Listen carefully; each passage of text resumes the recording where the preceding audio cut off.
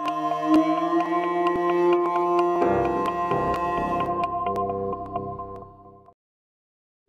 give you a full 8 into it. Yes, good idea. 1, 2, 3, 4, 5, 6, 7, 8. 1, 2, 3, 4, 5, 6, 7, 8. 2, 2, 3, 4, 5, 6, 7, 8. 3, 4, 5, 6, 7, 8. 4, 2. Okay, great. Yes, yes, yes. That really made a difference. Nick, would it be possible for you to do a chassé? So turning out and chassé 3, 4, 5. When I started out to have the security to start a piece, I would need to kind of know where the whole piece was going. Nowadays, I want the creative process to be a journey.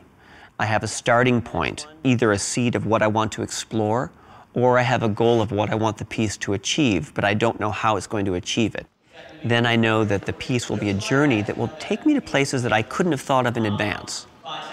When people watch good dancing, they can kind of vicariously experience what it would be like to do things that they can't do. And every day I work with my dancers to bring that quality to all of our pieces. So let's just try to connect all of that now. And 5, 6, 7, 8, 1, 2, 3, 4, 5, 6, 7, 8, 1, 2, 3, 4, 5, 6, 7, 8, 1, 2.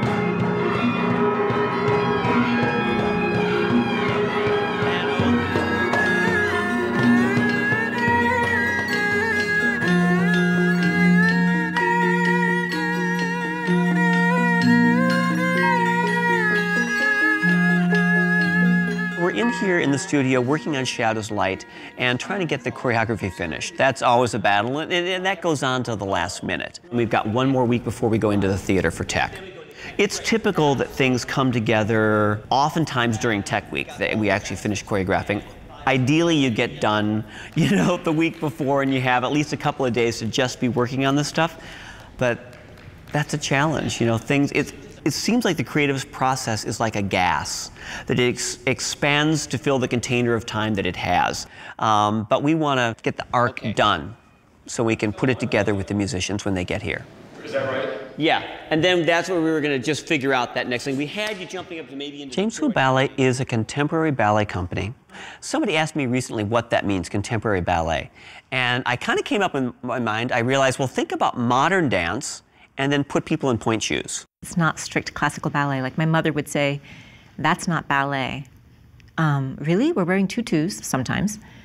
Still, she just knows. She knew. We're based in the ballet technique, and a lot of the pieces are in pointe, but we're combining elements that might be considered modern dance, contact improvisation, gymnastics, theater, kind of anything. Whatever comes into my mind is what we're going to do. I'm not ever limiting myself to the vocabulary that makes up ballet. James, was that close musically? I think that it was. Okay. I think if you create a piece with the same process, the piece is going to come out kind of the same. So I've found myself over the 70-some ballets I've done needing to continually evolve the process with which I make them. I think the body of work is really vast. It's hard to believe one person choreographed this work. And it speaks to the dancers that we've hired and their willingness to sometimes feel very square and robotic and a cog in a big machine, and then at other times be very vulnerable and expressive and bring something very personal to the role. But let's just pick it up right on the top of Unfinished Business. Okay. Now, okay. We're in the studio today pulling the elements together for Shadows Light. We've got the gamelan finally in the studio with us, and we're going to see how we can get the musicians coordinated with the dancers. And now 1. I was inspired by the gamelan, just the sound of those instruments. And when I heard the International Novelty Gamelan playing, the way they combine these ancient instruments but playing all their own original music, really I related to that because I work with this art form that's hundreds of years old, ballet, but try to find new ways to use that. So we've got to get Sally's weight has got to be passed further backwards. It's staying way too far out in front of Corey. Let's try the roll up. Let's just do the lift and make sure we know what we want to have happen. So, and going back. 1, 2, 3. That's it. No, I got it. And you guys, it's better to be late and not fall over. It's always been important to me to have a working environment where people are enjoying what they do. The way that feeds me artistically is that I know that the most creative state of being is the state of play. When you feel like you're playing that's when the magic happens. And when you're forcing it and working hard at it, it doesn't flow. I went through so many phases as a kid. And I started playing violin at age 6. Then I was really into gymnastics. I was a competitive gymnast. And I was really into magic. All these phases. But the funny thing is, when I started dancing, they all kind of came together. There was the athleticism of the gymnastics, the music, the performing, all of it was there. And it just took off for me. I started taking 20 classes a week at age 15, and a year and a half later I moved to New York and spent 15 years there dancing. When we moved here to the Twin Cities, we decided, well, let's just take on the battle of the B word and do what we do and educate people that ballet isn't this stuffy old art form. You know, that it's contemporary, it is moving forward, it can be to all different kinds of music, and it can relate to their lives the way they live them today.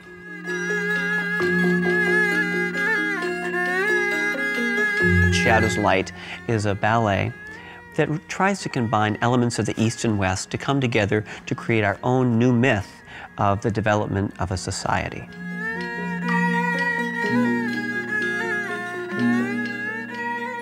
It starts out in this spirit world where we have these gods that are the shadow puppets and sort of creating man. And then we see them appear in color, and we see the proliferation of people multiplying, and then they come forward out of the shadow world into the world of light.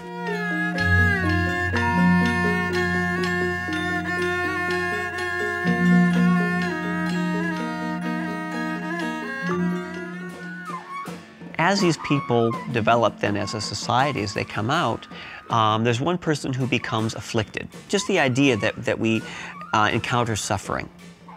And the people turn to the shadow world to find a way to have a ritual to heal him. And they're trying to recreate what magically happened in a very human way, but to somehow bring an effect about to heal this person and release something that he can be whole again.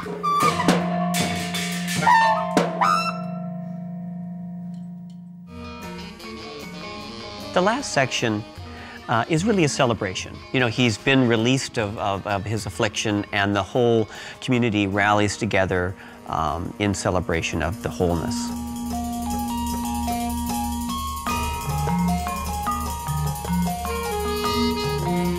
I think art in general aspires to help people see themselves in their world in a new way.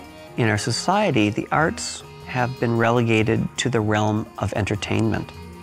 And indeed, they need to be entertaining to engage and give you a reason to go. But really, I think the arts are a way a society adjusts to change. I hope that my work changes the way people think about ballet and maybe opens up some ideas about what it can be. I hope that it touches people's lives in ways that they see themselves up there and maybe find a way to see themselves within their world in a new way.